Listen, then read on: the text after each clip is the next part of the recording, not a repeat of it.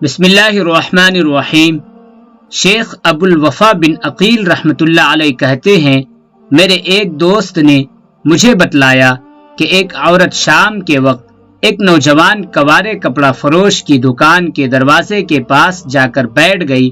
جب دکان بند کرنے لگا تو اسے وہ عورت نظر آ گئی۔ دکاندار: اللہ کی بندی، شام کے وقت تم یہاں کیا کر رہی ہو؟ کیا پریشانی ہے؟ عورت: میں کسی سہارے کی تلاش میں ہوں، میرے پاس کوئی رہائش نہیں۔ دکاندار: تم میرے ساتھ گھر چل سکتی ہو، جہاں تمہیں آج کی رات گزارنے کا موقع مل جائے گا۔ عورت: ٹھیک ہے۔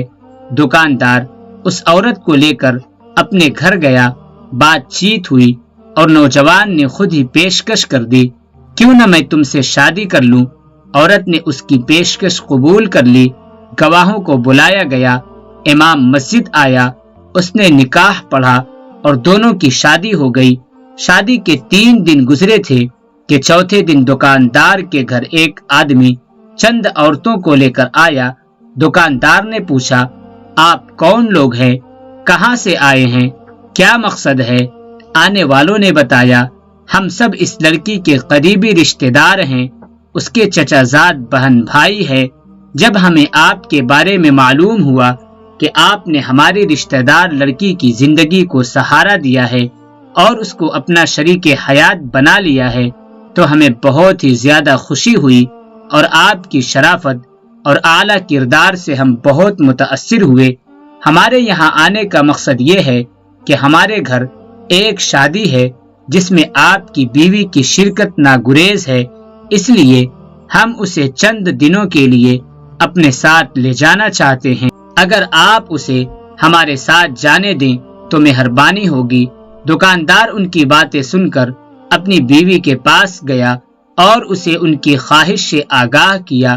بیوی نے کہا، ان کو واپس کر دو، مجھے ان کے ہمراہ ہرگز نہ بھیجنا۔ ان کے سامنے یہ کہہ کر قسم کھا لو کہ اگر میری بیوی 1 ماہ سے پہلے میرے گھر سے نکلی تو میں اس کو طلاق دیتا ہوں، کیونکہ یہ لوگ مجھے واپس لے جائیں گے تو تمہارے خلاف ورغلائیں گے۔